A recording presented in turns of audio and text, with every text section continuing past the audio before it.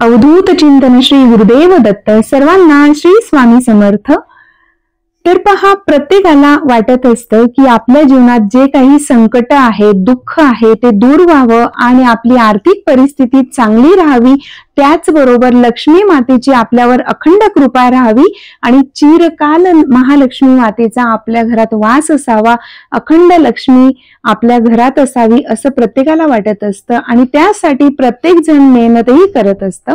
पण बऱ्याच वेळेला आपल्याला हवी तशी संधी उपलब्ध होत नाही। आपल्याकडे सर्व प्रकारचे कौशल्य असूनही आपली आर्थिक परिस्थिती हवी तशी त्यात सुधारणा होत नाही आणि म्हणजे पैसा कमवणं हे महत्वाचं आहे, त्याचबरोबर तो पैसा टिकवून राहणं आणि टिकवून ठेवणंही तेवढंच महत्वाचं असतं। तर त्यासाठी आपण कुठलं स्तोत्र पठन करायचं आहे आणि ते स्तोत्र का पठन करावं हे आपण आजच्या व्हिडिओमध्ये पाहणार आहोत। तर अखंड लक्ष्मी प्राप्तीसाठी आणि लक्ष्मी स्थिर राहण्यासाठी, त्याचबरोबर आपल्याला प्रगतीच्या संधी उपलब्ध होण्यासाठी आपण हे स्तोत्र पठन करायचं आहे। तर ते स्तोत्र कुठलं आहे? तर ते स्तोत्र आहे कनकधारा स्तोत्र। हे स्तोत्र पठन केल्याने काय होतं हे आता आपण माहिती करून घेऊया। तर पहा, एकदा आद्य शंकराचार्य भिक्षेनिमित्ताने एका गरीब ब्राह्मणाच्या घरासमोर जाऊन भिक्षाम देहीचा पुकार करतात। त्या घरात भिक्षेसाठी अन्नाचा कणही नसतो। ते ब्राह्मण स्त्री घरातला एक सुकलेला आवळा असतो, तर तो आवळा त्यांच्या झोळीत घालते। तिची दैन्यावस्था बघून शंकराचार्यांना करुणेचा पाझर फुटतो आणि ते अत्यंत करुणामय अंतकरणाने श्री महालक्ष्मींचा धावा करतात व त्या कुटुंबाचे 18 विश्व दारिद्र्य दूर व्हावे अशी प्रार्थना करतात।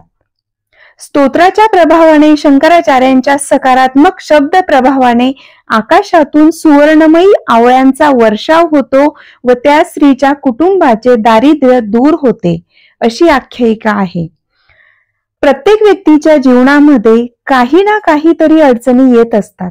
त्या अडचणींवर मात करण्यासाठी आपण उपासना करत असतो। आज या उपासनेच्या भागांमध्ये कनकधारा स्तोत्राची आपण जी काही महत्व आहे किंवा महती आहे ती सांगितलेली आहे। तर कनकधारा म्हणजे जीवनाचा आधार, आर्थिक उन्नती, आपली व आपल्या कुटुंबाची प्रगती, लक्ष्मी स्थिर राहते आणि करत असलेल्या प्रत्येक कामामध्ये आपल्याला यश मिळतं। जी काही आर्थिक संकट असतील, आर्थिक विवंचना असेल तर ते संपतात, म्हणजेच त्यावर मात करण्याची आपल्याला ताकद मिळते, शक्ती मिळते। असं हे अमोघ असतं।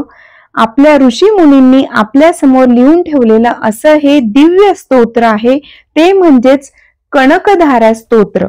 तर कनकधारा स्तोत्राचा प्रभाव अतिशय जबरदस्त असल्याने आर्थिक अडचणी, पैशांची कमतरता किंवा अभाव असेल तर रोज सकाळी न चुकता अगदी नित्य नियमाने तुम्ही देवासमोर बसून जी काही आपल्या कुलदेवीची प्रार्थना करायची, गणपती बाप्पांना नमस्कार करायचा, कुलदेवीची प्रार्थना करायची, श्री महालक्ष्मी माता, विष्णू असतील, तसेच जे काही तुमचे गुरु असतील त्यांना मनपूर्वक त्यांचं नामस्मरण करून हे स्तोत्र पठन करा।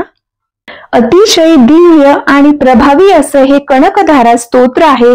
याचा अगदी मनापासून तुम्ही स्तोत्र पठन करा आणि परमेश्वराला प्रार्थना करा। त्याचबरोबर तुमचं कर्म आणि तुमची जिद्द, चिकाटीने तुम्ही जी काही मेहनत करतात ती मेहनतही करा। त्यासोबत हे स्तोत्र किती वेळा पठन करावं ते तुम्ही तुमच्या पद्धतीने करू शकतात, पण जी सेवा करतील ती मनापासून करा। हे दिव्य असं स्तोत्र आहे, नक्कीच याचे अनुभव तुम्हाला येतीलच। तर व्हिडिओ आवडला असेल तर लाईक आणि शेअर करा। श्री स्वामी समर्थ लिहायला मात्र विसरू नका। श्री स्वामी समर्थ।